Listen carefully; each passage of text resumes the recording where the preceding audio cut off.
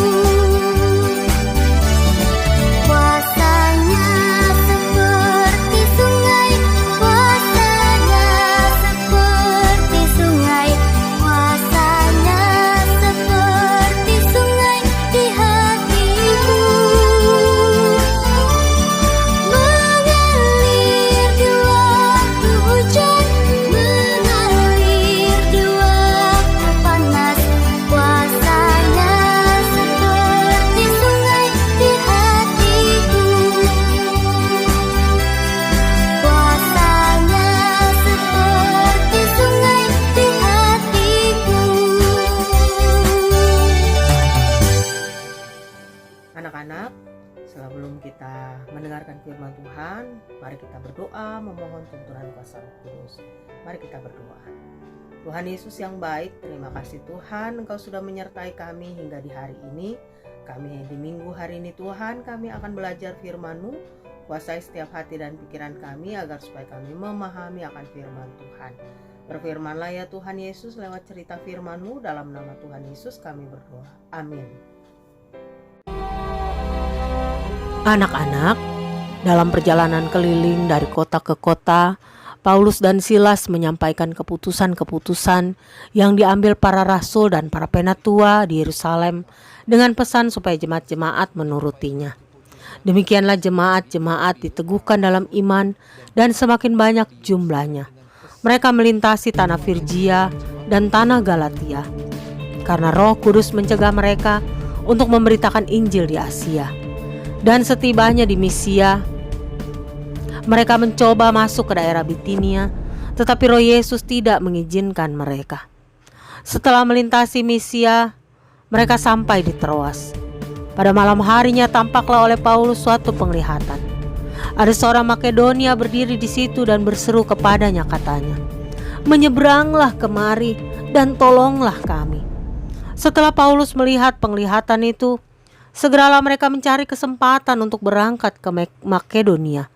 Karena dari penglihatan itu Paulus memiliki kesimpulan bahwa Allah telah memanggil mereka untuk memberitakan Injil kepada orang-orang di sana. Lalu mereka bertolak dari Troas dan langsung berlayar ke Samotrake.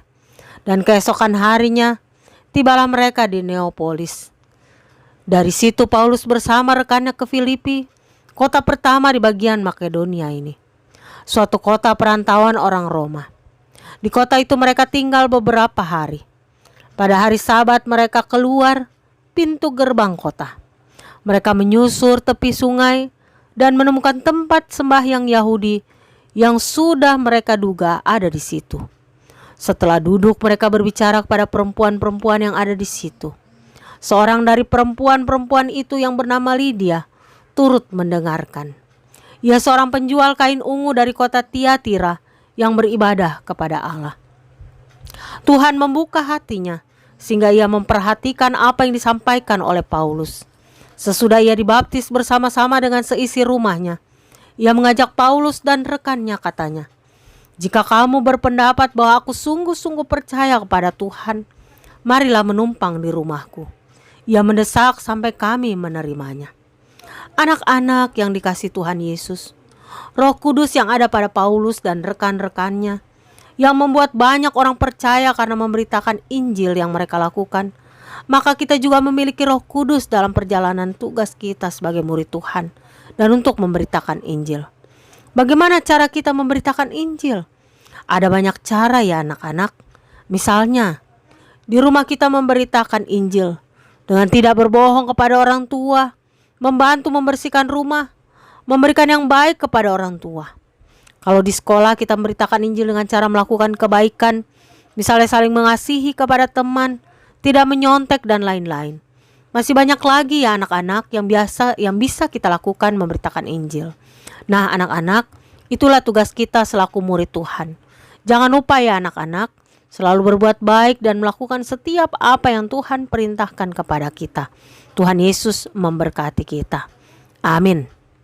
Anak-anak tetap semangat ya setelah kita mendengarkan firman Tuhan. Mari kita memuji Tuhan sekali lagi.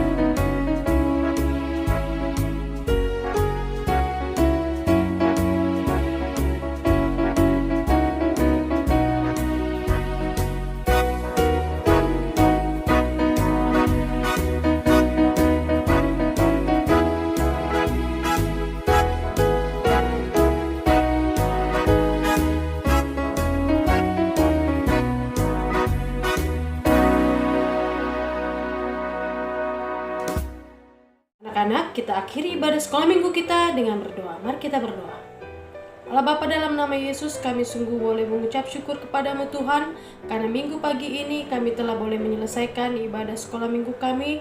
Dan saat ini Tuhan, kami akan memohon kepadamu segala pergumulan kehidupan kami. Kami berdoa untuk keluarga kami, orang tua kami. Mari Tuhan berkati. Bila orang tua anak-anak sekolah minggu senantiasa boleh Tuhan sertai di dalam pekerjaan, di dalam merawat dan mendidik anak-anak sekolah minggu, sehingga mereka boleh bertumbuh di dalam Kristus dan mengenal Kristus lebih lagi.